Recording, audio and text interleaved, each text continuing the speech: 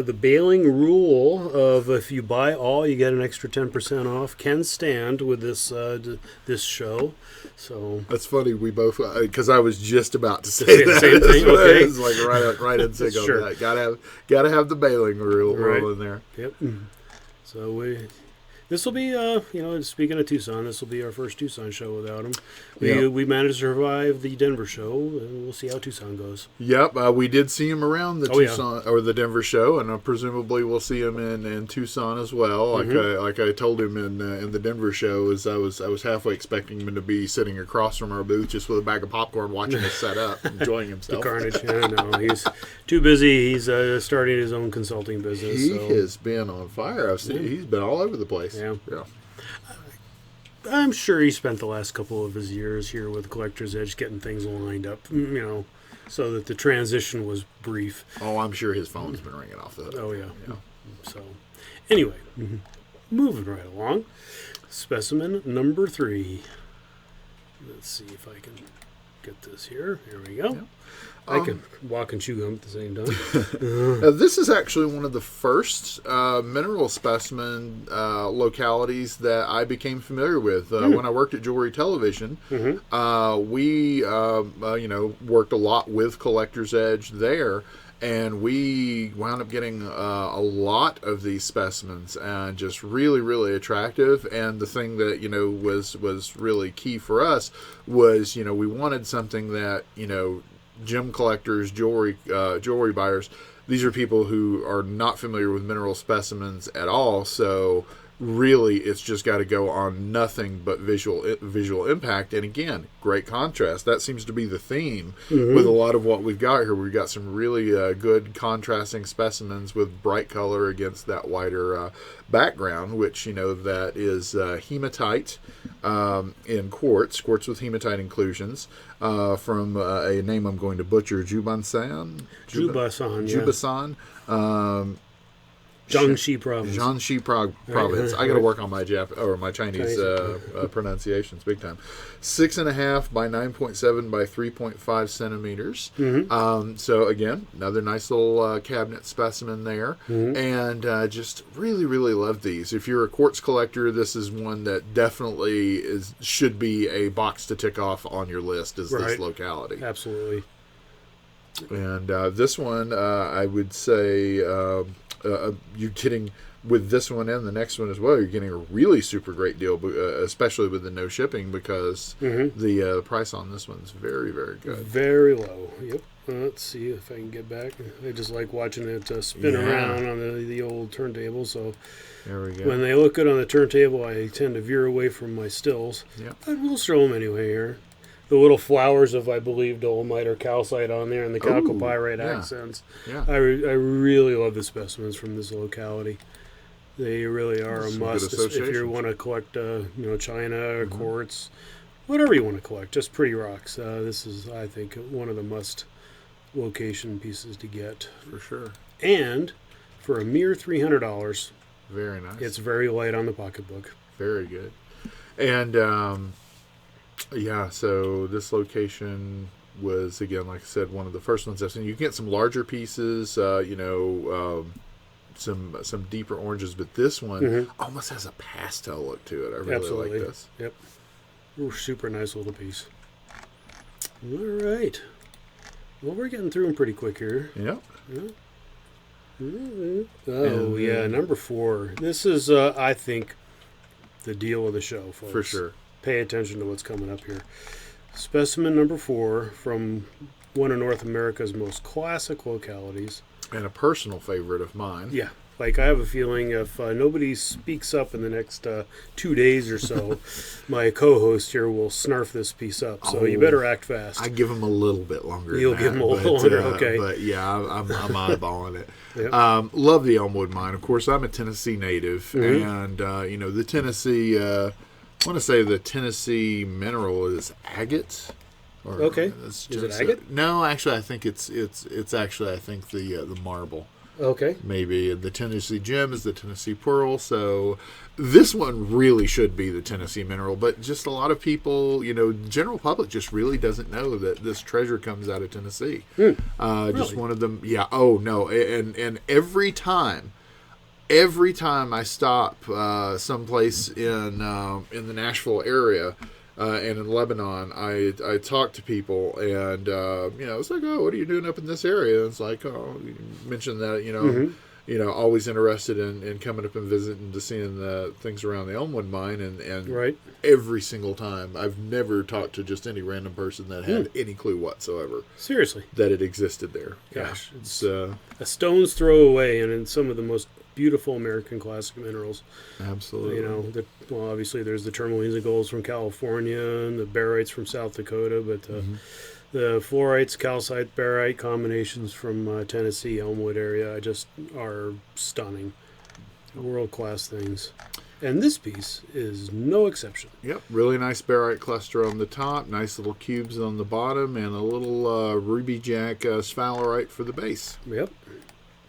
You get a lot of great associations from the mine. Some very interesting crystallography. You get dissolution corners. You get the Carthage corners, which are named for that area. Right. And you get some great etching. You get some incredible stepping. That's one of my favorite things in all of the mineral world is when you get the nice big ones and they have that almost rosette look to the way they step up as they go. Yep. And so this one you're looking at here is a 6 centimeter by 6 centimeter by 6 centimeter. Nice little miniature there.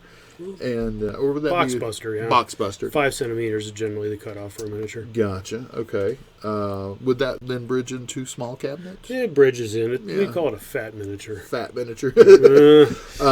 But it's 1 centimeter across on the cubes there, and I guess the base is 5 centimeters across. Oh, the barite's 5 centimeters across. Correct. So the barite's 5 centimeters across there, and so just a nice little start to an Elmwood collection, or nice little addition to your North American localities, and really, really economical piece. Again, you're saving a fortune just on the shipping alone. Yep. And again, this is Elmwood Mine in Smith County, Tennessee, for $175. $175 takes this piece home today. Yep. If you have a young mineral collector in your house and you're looking for that special little stocking stuffer, this really could be the ticket right here. For sure. I just love this little piece. There was a day that I would have jumped all over this. Sharp elbows. Oh, yeah. I would have done the Jack Halpern and knocked people out of the way to get to this piece. Oh, no. I've been stalked over Elmwood pieces. Oh, really? In 2020, I think it was, I found a colorless one. Like really, really colorless on sphalerite, and was carrying it around for about 10 minutes or so as I looked through every other thing in the booth like you do, and bought it, went away, came back later in the day because a lot of dealers will restock later in the day, pull something out to fill the holes, and when I came back there, the vendor was like, by the way, just so you know, as soon as you bought that piece, somebody came up and was like, do you have another one like that? Yeah. And they said they stalked you the entire time you were in there just for it. So people love their Elmwood specimens. Yeah, they do. Especially, like you say, the clear ones. I've only seen a couple. Yeah. And the crystals are really small. I don't know how big the one was on yours. Yeah, about centimeter and a half or so. Yeah. But they're pretty. They are. Yeah. Anyway, moving along. Next up. Gosh, we're already specimen number 5. How about for something a little different, we show some fluorite. Okay, smarty pants. Now, I will say we've got a different formation on this one. It's true. Yep. We've got an octahedral habit on this one. Fluorite on microcline, Tongbei, Fujian province in China. And this one has some really crisp-looking little zoning as well. Yeah, it does. You can see it. It's just a couple millimeter layer on the edge there, but it kind of goes clear at the edge and has the purple core. Nice. I really, really like the contrast between not only the color, but the more triangular form of the octahedron and the blocky shape of the microcline. So you're getting a really good shape contrast with this one. Right. No, this is a super little piece. Classic. And this, we've said it before. We'll say it again. If you tried to buy this in China right now, it'd be 3 times what we're selling it for right here on the show. So, size 3.8, 6.5 by 3.5 centimeters, 2 centimeters on the edge for the octahedral fluorite crystal there. Nice little Chinese classic. Some great fluorites from China. I've got quite a few represented when I started collecting as well. Chinese fluorites were just a great thing to snap up. Absolutely. And boy, they go. Oh, yeah. Like, you start looking for those things again. It's like, I remember I bought that early on, and where did it all go? Where did it go? They get snapped up. Yep. Well, I remember when the wave of green pyromorphites came out long ago. Dongpo? Everybody had them. No. Yeah. No. I'm trying to remember the mine. Anyway, I believe you're right anyway. Yeah, they were gone in like 2 years. Now everybody's got a couple, and that's about it. But, I mean, everybody had rooms full of them when they first came out. It was a large find, and they just went away. Yep. But this is a super nice... Did you give the dimensions? Yeah, I think so. Okay. I'll give them again, 3.8 by 6.5 by 3.5 centimeters. Right. And if you have a nice Spessartina smoky quartz and you're looking for an accompanying piece, this would be a good one from this locality. Same locality, and also great pyrites come from this locality as well. So if you want to get the trifecta, just drop us an email at minerals@collectorsedge.com and we'll hook you up. I think we got a couple of those still around. I think so, yes. So... Specimen number 5. The specimen. Oh, actually, let's let them know how much. You're our specimen number 5. Yeah. I was thinking you were going. I lost count. No. This is a whirlwind show. We're getting through it though. $575 for specimen number 5 today. So it's a super good deal, especially if you got another $57.50 off of this one if you bought all 6 minerals. And now, what is on the middle mica? Right? Mica. Okay, that's mica. what I was saying. You can see a nice big one there on the side of the fluorite crystal. I was wondering if that was that. Yep. I can see them sparkling as they come around here. Yep. We could ask Chantel if it's some kind of special kind of mica. I don't know. They all have like little special names depending upon what the chemistry of them is. So, but we'll just call it mica for now. Mica's good. Yeah. Anyway, moving along. And then we've got one last piece. Last but not least, I always save it for Red Rock, and unfortunately, or fortunately for you, I don't know, either way, it is a Chinese rhodochrosite this time. Well, I really like these two. I do too. And especially this pretty one. It's red, white, and blue, so it can't be a Chinese rock. It's got to be an American rock, right? Well, that's where it wound up. Yeah. So it's repatriated or patriated over here. So rhodochrosite, Wutong Mine, Guangxi, Zhuang. Autonomous region. Autonomous region in China. 4 centimeters by 8 centimeters by 4 centimeters on this one. The crystals, the rhodos are about 1.5 centimeters. The fluorites up to 1.8 centimeters. And so one of the interesting things, I gave a talk, not exactly an open house that we did. Jewelry Television does an annual event for gem collectors, and they also add a little bit for the mineral collectors in there as well. And so I gave a little lecture on great finds since the year 2000, showing that you can still find great stuff, is coming out of the ground all the time. So even if you haven't been collecting for a long time, there's still great stuff to get in there, and you'll be on equal footing with any other collector out there. And the shape, as you see it coming around here, these flattened, tapered crystals that you find in the Wutong Mine, I had not realized before, are referred to, especially when they're loose, as lobster tails. Although in this size, I would say they're maybe shrimp tails. Or plankton tails. Krill tails. Right. But no, prawn tails. Yeah, small shrimp, because they're what I think I put the measurement down there. 1.5 centimeters across. Yeah, that's a reasonable size. I need a shrimp that size. This is a nice small cabinet-sized piece, and it really is quite aesthetic, I think. So. It is, and again, if you're a crystallography lover, Wutong Mine rhodochrosites, you get a few different forms out of there. So very very interesting mine to collect. You're gonna get some rhombohedrals. You're gonna get some small, really thinly tapered. And I want to say, don't you even get poker chips out of this mine? Yes. That blew me away the first time I saw one of those. We didn't see many of them, but we got a few. Yeah, so really, really good location to collect if you're into crystallography. And I think, I could be mistaken, but I think technically these are still ROMs. They're just really flattened. Yeah. So if you want to, don't send us emails correcting us. We know sort of what we're doing here. Yeah. So anyway, this is a super piece. Mm-hmm. I actually had the pleasure of going to this mine, one of the few I've been to in China, and I really had a good time that day. That was way back in 2009. And so were you there early on or later on? Because as I understand it, these were lower levels of the mine? Yeah, this was before they got into this. Okay. They were still just working the upper levels, and they were just starting to do the lower levels. I took one of the more famous pictures of Graham sitting on a bucket or something as they were lowering them with a winch down to the lower levels where they were just starting to work. It was an interesting day, to say the least. Had a lot of fun on that trip. That was my first trip to China. Very cool. Yep. And we'll run through the still pictures I took, just because I don't want to have wasted the time taking the pictures. Absolutely. Nice close-up of the fluorite crystal. Mm-hmm. Yeah, very nice.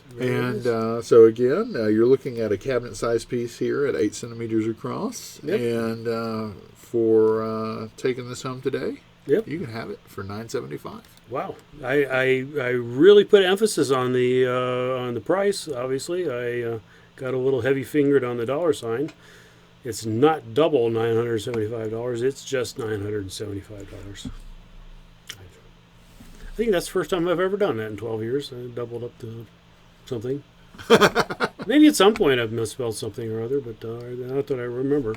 Anyway. You feel free to go through all of our old videos. Yes. And you can email us with any typos. Yeah. If you find one, I'll give you 10% off. There you go. Motivation to watch all of our old shows. Nice. Very nice. But as we were saying, if you want to get all 6 of these wonderful pieces, you would start a nice little collection for somebody in your life, I'm sure. We give you an extra 10% off, and I can't imagine that would add up to more than about $2,500 or so. Yeah. Looking at some of these, maybe not even that much. So it's a good little lot. It is indeed. And now definitely come and see us again at the Mineral City and the Tucson Fine Mineral Gallery, because we've shown you some nice little worldwide pieces here. We're going to have new stuff that we haven't shown before. Right. We've already debuted the Namibian cassitarites. Those were amazing. Some great crystal shapes with those. We got new Congos in this year. Some new things from Bolivia. Definitely come by and see us to get a jump on the new offerings at the Fine Mineral Gallery and also at Mineral City. Absolutely. And I dug up this floor plan. You can see how that is. We are the number 1 there on the lower left. Obviously, Ian is in the giant number 3 room. Oh, that room is so beautiful. Oh, yeah. It's just amazing. Yep. You could spend all day just at his bar.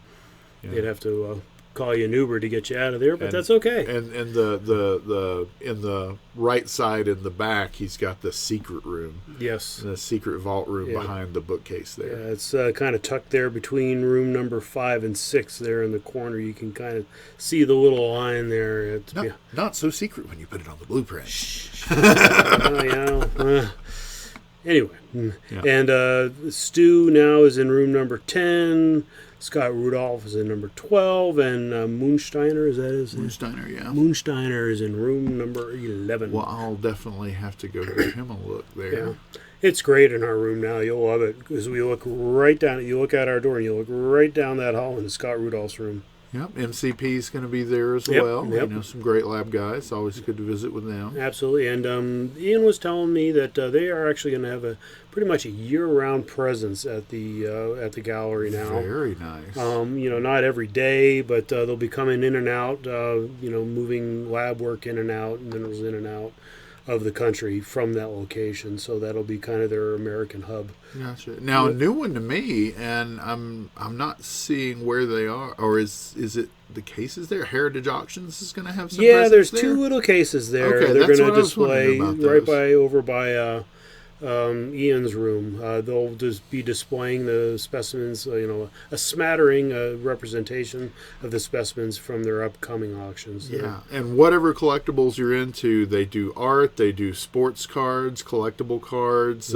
comic books, they do music instruments, but especially if you're into natural history, they do natural history auctions every month with mineral specimens and fossils and meteorites. Awesome. Always good idea to subscribe to them so you see the new things that are coming up.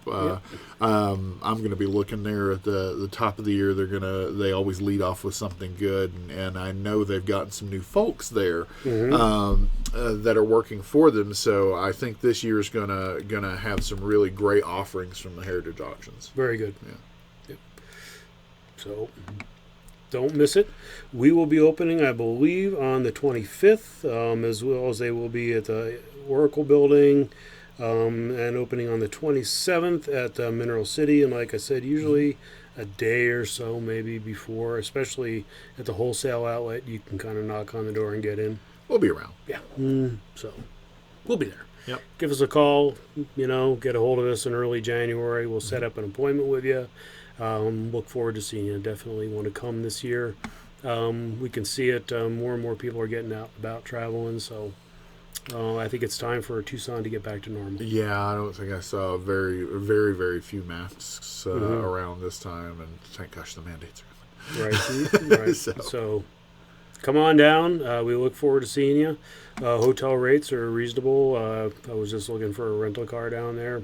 That seems to be semi-reasonable again. Oh, that's good because it had gotten crazy. Yeah. So the life is getting back to normal, people, and we really hope you can make it down. Absolutely. So, and if you enjoy these videos, make sure to like, subscribe, ring that bell. You'll get notified whenever we do a new Minerals Live. Yeah. And we'll look forward to seeing you there in Tucson. Yeah, absolutely. And we definitely need to give a shout out to our man Alan. When he's not sticking his head in the Tyrannosaurus Rex skull, he's doing a lot of work on Instagram and the internet. He and Chantel Lines and Andreas is with us now for a little while longer anyway. Yep. He should be down at the Tucson show, I believe, helping out. Yep. Check them out. They are our social media and web masters, and they're doing a great job over there on the internet. So. And they will show you a lot more than 6 specimens. Yes. I think there's like 1,000 on the website right now. Oh, yeah. They're constantly running great coupon promotions, so definitely Alan at collectorsedge.com. He spells it with an E. And get a hold of him, and he can pretty much find you anything you're looking for. I thought that was Ellen, if you spell Alan with an E. Allen. Yeah. Most people spell Alan as first name with an A-L-A-N. You feel smarty. Anyway. Couldn't resist. No, it's okay. I can take it. Got a thick cheek, as they would say in China. Anyway, appreciate your watching again, putting up with us for another 45 minutes or so, whatever we did here. And we hope to see you again next week. Next week is going to be our big Christmas gala, holiday gala. Yep. And I'm going to try to have a little higher end things at a lower end price. So you'll definitely want to tune in next week. The best deals of the year. Sounds good. So, I'll be here. Me too. Be there? Well, I'm not going to say it. Be there or be cubic? Yeah. I really try to. I think of it, but I try not to be as corny as that. Anyway. That's what I'm here for. Thanks. Taking one for the team. All right. We'll catch you next week, everybody. Thanks for watching. Bye-bye. Bye-bye.